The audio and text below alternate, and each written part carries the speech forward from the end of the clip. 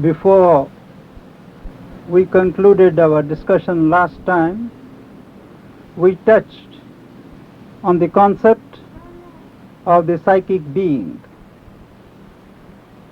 Now, the psychic being has received a very special kind of treatment in the thought of Sri Aurobindo and the Mother, and the significance that is attached to the term psychic being is not to be found in any other philosophy, Eastern or Western. In the West, when they speak of the psyche, usually it means what is not patent to the eye, what is behind the exterior, something of what we call the mental or the vital. In India also, the precise concept of the psychic being is not to be found in any of the traditional philosophies.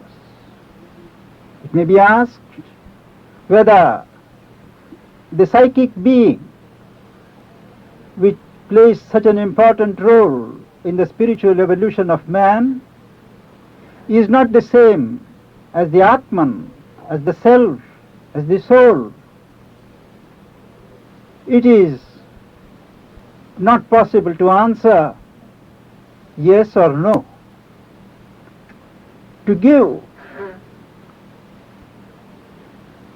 an adequate idea of what the psychic being means, I would need to take you back to the origins of creation. When the Divine Spirit decided to manifest, the Upanishad describes a million sparks sprung out of the central fire. Each spark is a portion of that Divine Spirit. Each started out with one truth idea to realize on its own line of fulfillment. Now these millions of emanations from the Divine Spirit chose their own lines of manifestation, and each such spark, each such emanation stations itself at the head of its line of manifestation. In the philosophy of Sri Aurobindo and the Mother, this portion of the divinity, this central portion, presiding over the line of each manifestation, is called the Jivatma.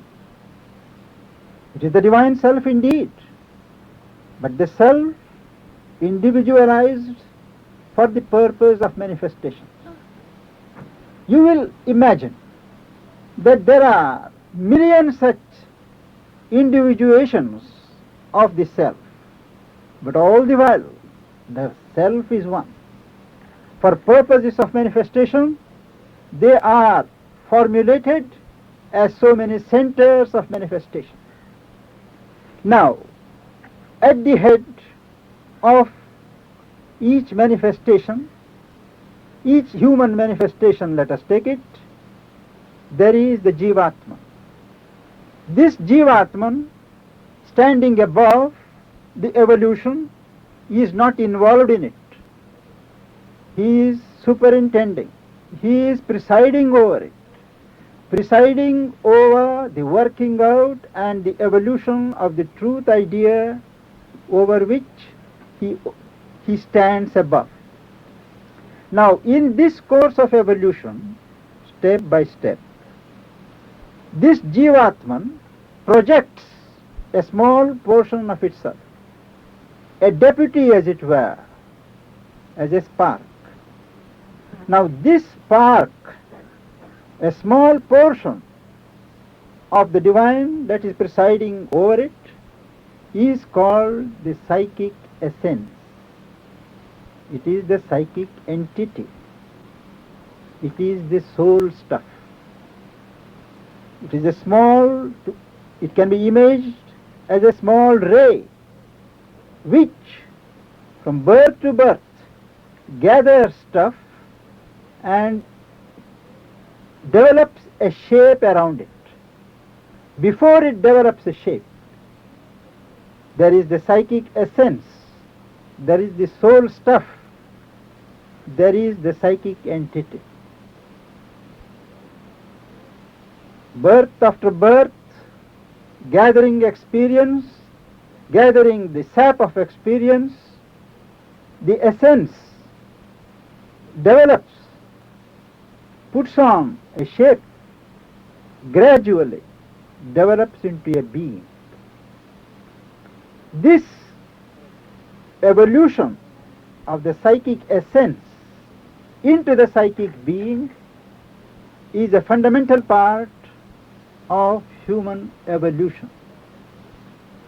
Is there a difference between the soul and the psychic being? We may say soul as participating in evolution is the psychic being. I say this because there is a part of the soul which does not involve itself in evolution. It is a witness. It holds itself aloof. That part is not the psychic. The soul as involved in manifestation, in evolution, is the psychic being. The psychic being is never stationary. It grows, and to develop is its nature. Where is it situated precisely? The psychic essence is situated at the core of the being. The psychic being, one cannot feel the psychic essence as such. One can begin to feel something of the psychic when it acquires a certain individuality. And where is it situated? The place, the precise location is behind the cardiac center, behind the chest, behind what is called the heart center in spiritual philosophy. That juncture where the vital from below and the mind from above, they meet, at that juncture, behind it, is the place of the psychic being. This psychic being may be called the growing divine in each individual. Just as we made a distinction between the Jivatman above and the psychic being within the evolution, a distinction has also to be made between the evolving divine entity in human form and what the Gita describes as the Lord in the heart of creatures, mounting on a machine, turning them round and round. That Lord is still somewhere deeper. The psychic being may be looked upon as a living representative of the divine Lord, but it itself is not the divine Lord. Now, what exactly does the psychic being represent, beyond saying in a general way that it represents the divine? For that matter, everything on earth, everything in evolution represents the divine. Sri Aurobindo has explained that just as matter is a projection, is a representation of sheer existence above, just as the life force is a projection of the consciousness force above, just as the mind is a projection of the supermind, the psychic element, the psychic principle represents the projection of the delight principle, of the ananda, of the love principle, of the divine on earth. The growth of the psychic means the efflorescence of joy, of happiness, of love. It is natural to the psychic being to be conscious of the parent divine from which it is derived. The psychic being always feels, as the bhakta, devotion, love is extremely natural to it as breath to us. When a ray of the psychic being, a ray from the psychic part reaches the surface of our external being, we are filled with a causeless joy. We become aware of the vast divinity around us. We begin to see something auspicious, something holy in the persons around us. We recognize the infinite in the nature around us.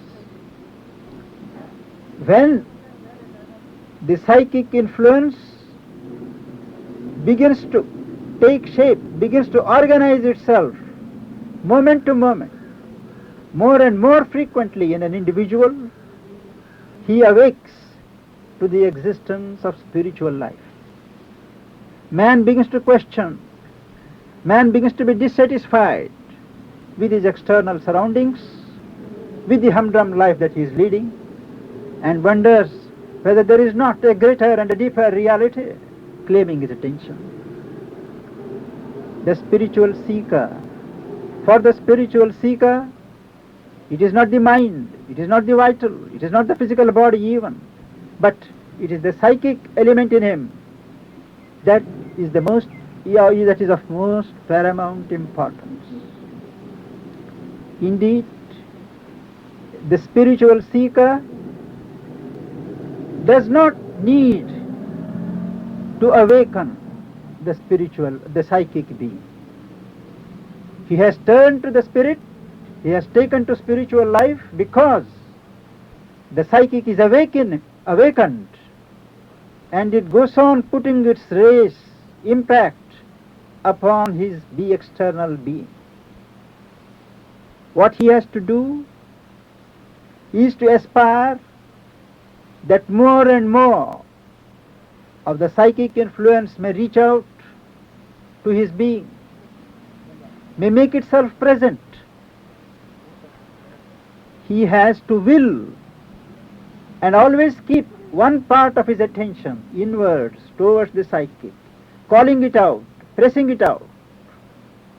And the psychic always manifests itself in the values or in the powers of purity, harmony, beauty, joy, truth. These are not things to be taught and cultivated.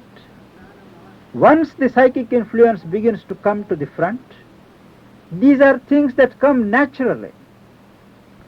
One spontaneously recognizes the truth, feels the purity, rejects impurity, breathes out a causeless joy, emanates a oneness, a love for all creatures.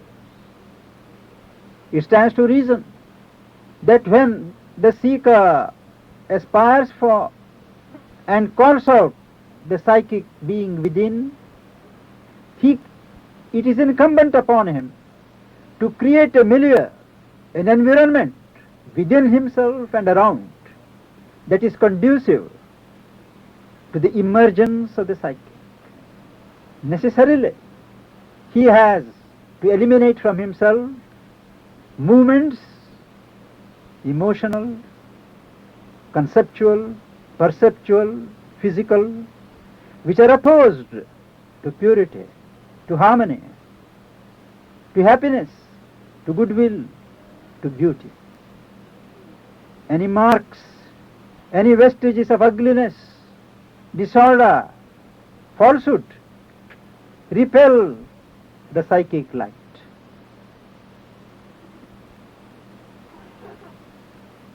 In answer to the aspiration of the seeker, the psychic being first sends its influence. The psychic being cannot emerge at once. First it sends its rays, it sends its influence and tries to modify, to shape the outer life. Sri Aurobindo describes in his great epic Savitri, our soul from its mysterious chamber acts, its influence pressing on our heart and mind pushes them to exceed their mortal selves. It seeks for good and beauty and for God. This is the influence, effect of the influence of the psychic being. First, it touches as rays, as influence. Then, as the outer being gets purified, gets ready, the influence stays longer and longer, creates a habit of psychic functioning. And it is only at the end of a long, long journey of personal self-equipment that the psychic being takes charge, comes forward and takes charge of the spiritual evolution of the individual. If it may be asked, in what way is the psychic indispensable for the spiritual attainment? If it was a question of the attainment of release, moksha, salvation, release from the world, indeed the psychic contact, the psychic influence is not necessary. The usual detachment of the soul, the self, is quite enough as a first step and the decisive step. But where it is a question of submitting the whole of human nature to the impact of transformation in terms of the spirit, where it is a question of transcending with the whole system the barriers of ignorance and falsehood and growth into the realm of light and truth, the intermediacy of the psychic being is indispensable. The psychic being not only puts you in contact with the divine Lord within, but opens up the doors to the ascent above in the realms of higher realms of spiritual consciousness. It always gives the lead, it holds the light for the aspiring soul to scale the heights of the spirit.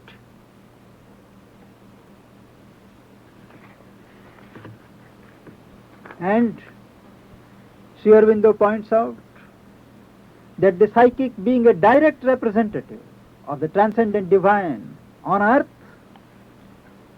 its agency, its intermediacy is indispensable. He writes in the Savitri, earth must transform herself and equal heaven, or heaven descend into earth's mortal state. But for such vast spiritual change to be, out of the mystic cavern in man's heart, the heavenly psyche must put off her veil and step into common nature's crowded rooms and stand uncovered in that nature's front and rule its thoughts and fill the body and life. Thus far about the psychic being in the microcosm, in the individual. As in the individual, so in the universe. Just as the psychic being, the psychic principle, is supporting from behind the veil the evolution of the evolution of the individual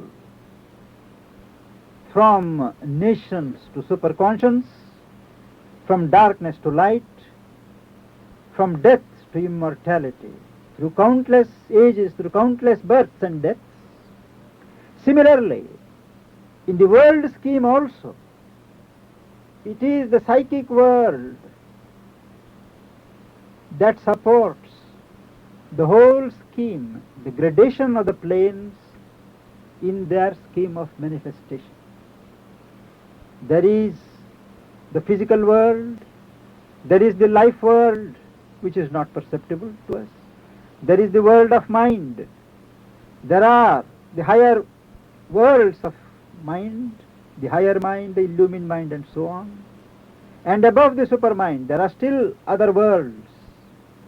Now, the triple world in manifestation, the lower hemisphere as they are called, they are supported at the back by the psychic world. It is in the psychic world that the evolution of souls, the progress of evolving beings is planned and directed. When a man dies, for instance, on earth, first he sheds the physical body. He lives in his subtle physical envelope. After a time, which he takes to realize that he is dead, he looks round and finds himself in a world, in a subtle world, which is a perfect replica of the physical world he has left behind. That is the subtle physical world. Once those pulls which hold him to the earth, either by way of his own desires or the pull of those behind, pulls of grief, pulls of attachment, once he is freed, he leaves the subtle physical world and goes to the vital world. There it is a world of desire. All the karma that has been forged on earth by his vital being, the desires, the sensations, the ambitions, they all are formed there. If they have been good thoughts, good desires, he experiences them as the heavens. If they are of the crude type, ugly type, he confronts them. He is confronted by the hells of popular imagination. He has to stay in the vital world till, helped by the presiding powers, the vital sheath is gradually thinned and drops off. Then he goes to the mental world, where he is surrounded by the formations that he has woven by his thoughts, ideas and conceptions. These also take a little time for dissolving themselves. So after all these sheaths, the subtle physical sheath, the life sheath, the mental sheath, these sheaths are dissolved, the being, the soul is free to go to its place of rest. Beings that once wore forms on earth sat there in shining chambers of spiritual sleep. All now was gathered into pregnant rest. Person and nature suffered a slumber change. In trance they gathered back their bygone selves, arranged the map of their coming destiny's course. Heirs of their past, their future's discoverers, electors of their own self-chosen lot, they waited for the adventure of new life. This, in brief, is the role of the psychic principle in the individual and the universal scheme. Now, a number of questions have been received on the subject of the psychic being.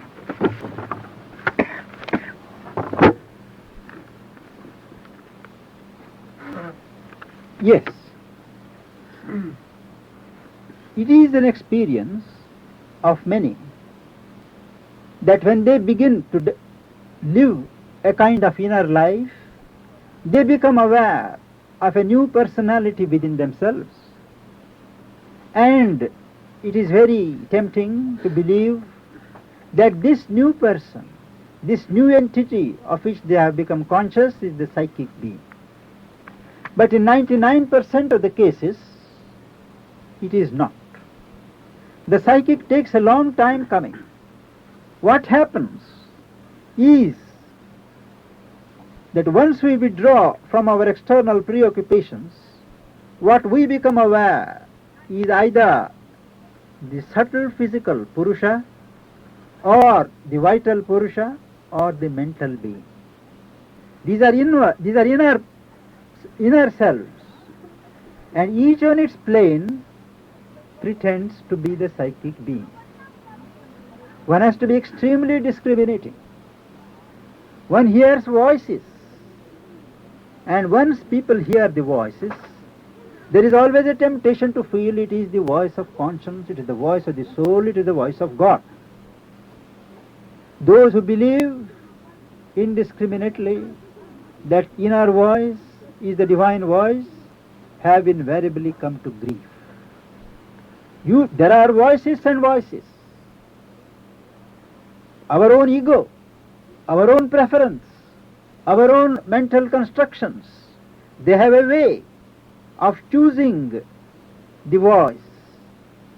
There are pseudo voices. For one genuine voice, there are 99 pseudo voices. In politics, in social affairs, in family matters.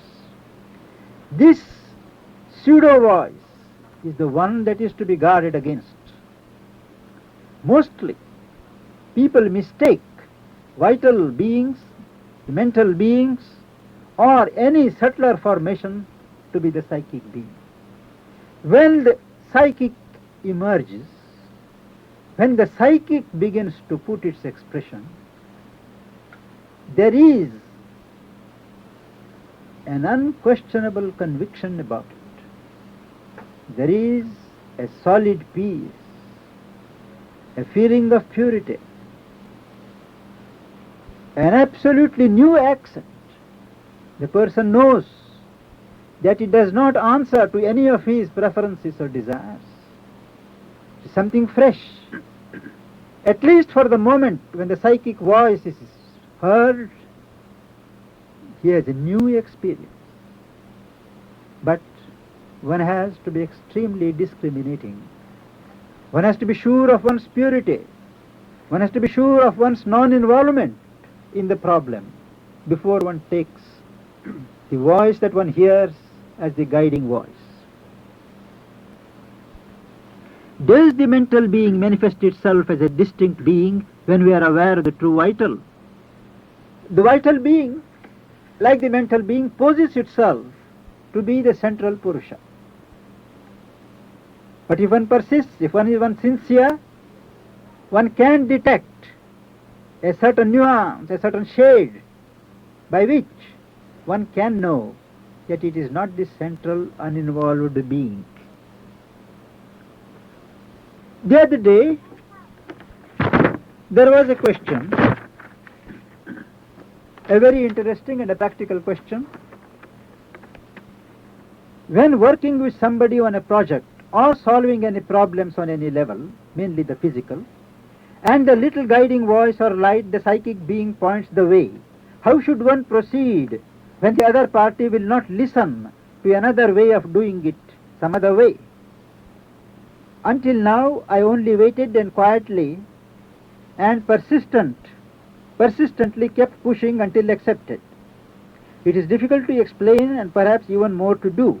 How can one do it otherwise? Now this is a question that faces most of us who are involved in a collective effort, collective working. It is always flattering to believe that I am right. I thought I should refer the question to Mother, and I read it out last week. And the Mother said, very emphatically, nobody is ever right against anybody.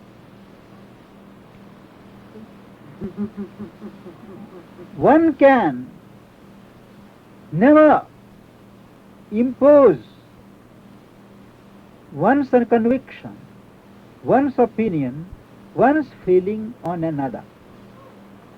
The right way for a seeker or for a worker in such a situation where there is difference of opinion is not to believe that he is right and the other one is wrong, but to submit the problem to the divine in a spirit of surrender and trust. He can submit his own conviction. He can submit the whole problem and wait for the answer. In the measure of his sincerity, whether the other one is aware of it or not, the response does come and things do work out in the way they should. Not necessarily as I believe to be right. That disposes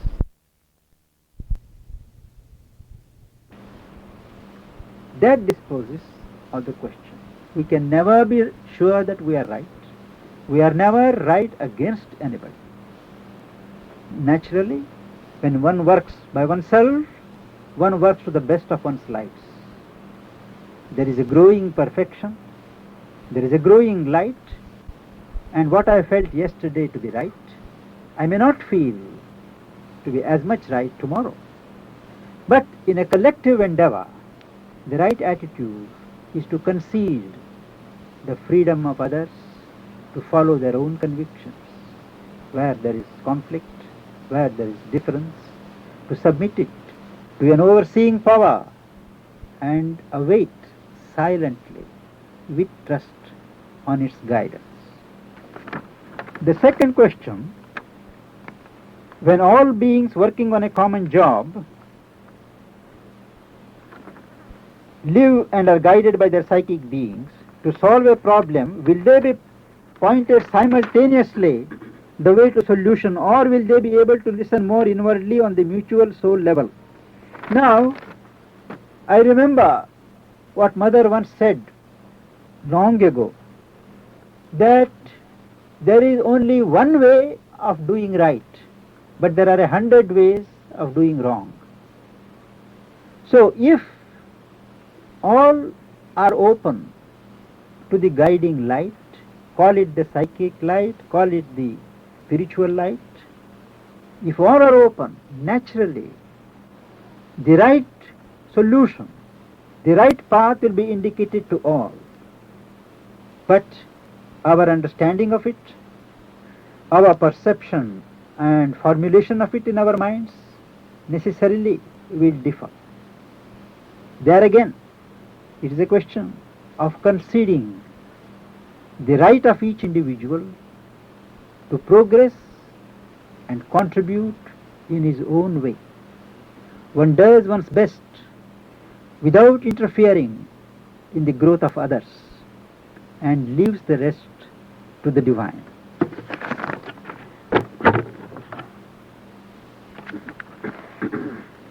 Then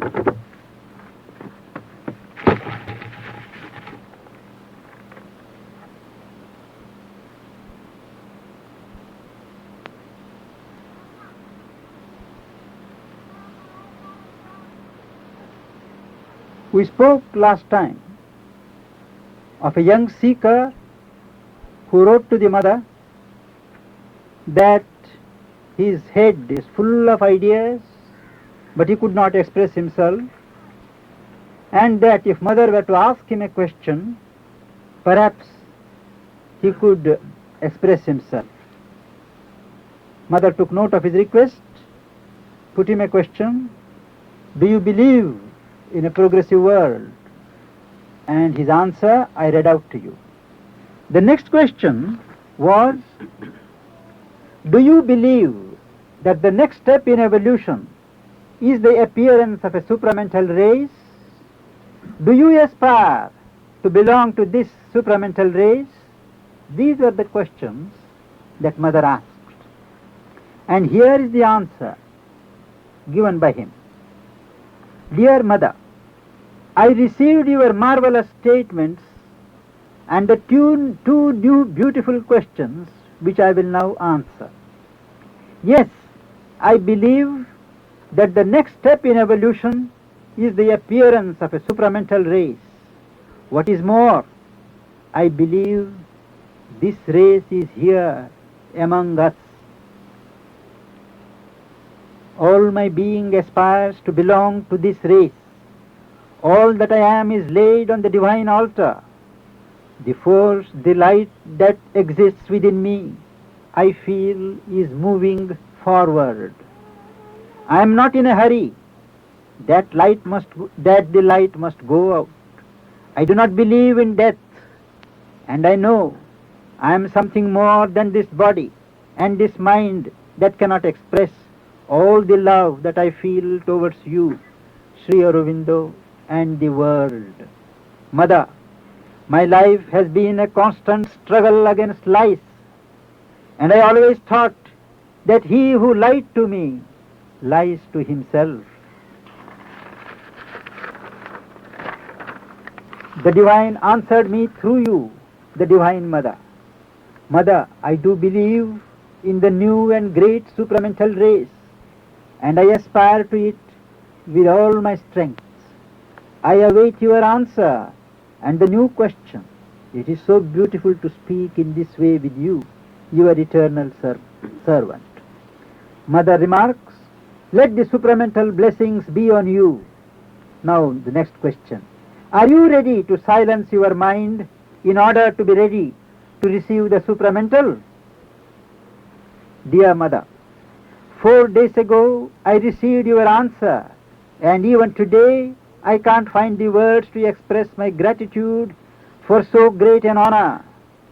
Your supramental blessings have fallen on me and opened new doors to the light, to the perseverance, to the struggle to arrive at the divine goal which each one may and always with your constant presence I see nearer. I will answer your new and as always beautiful question. I am ready to silence my mind. I do nothing else for some time. I love silence, the wonderful silence of life. I am awake, agile, fresh. There is no obstacle that can impede my surrender and my dedication to silence my mind to reach the goal. I conquer the forces of evil thinking of you, and I don't know what failure is, since I have always seen it as experience. Mother was extremely pleased and extremely struck with this sentence, which sums up the whole philosophy of life. What maturity! He says, I don't know what failure is, since I have always seen it as experience. Mother, I had and have the flowers and the sun.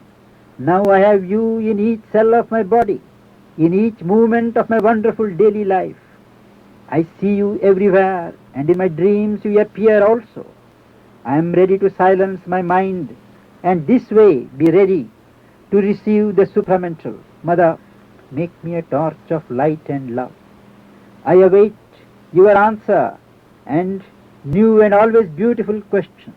I always regarded life as beautiful, and how full of new light, hope and love it is now with you.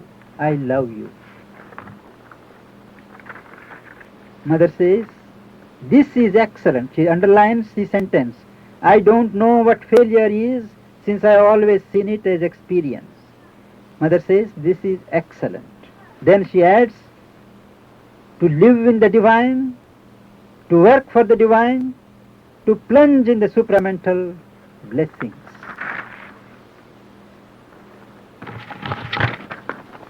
Any questions?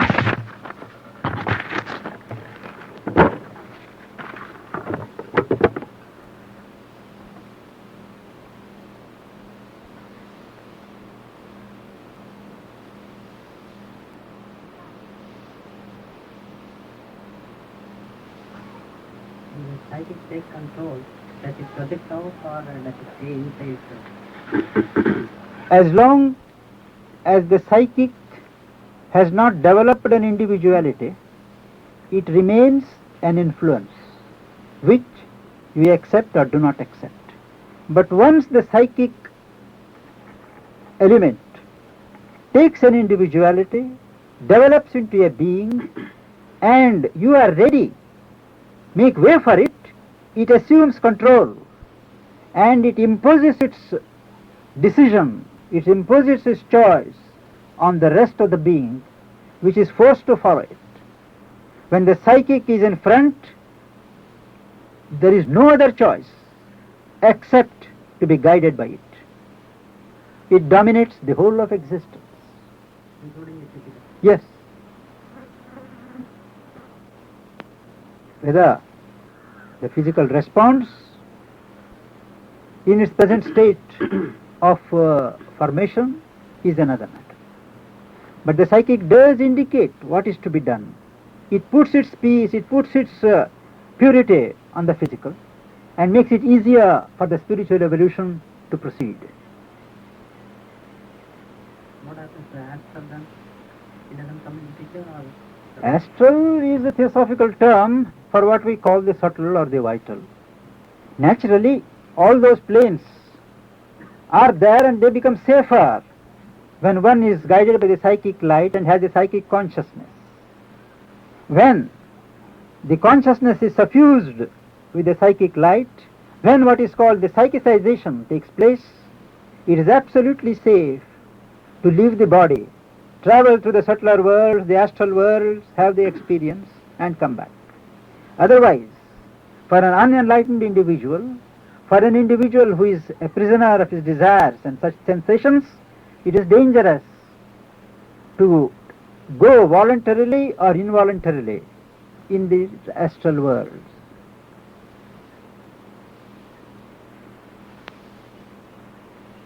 Cyril, we meet next on the Yes, on the 19th. 14 days. 19. So, And that will be the ascent of sacrifice to Yes. continually. so may we disperse?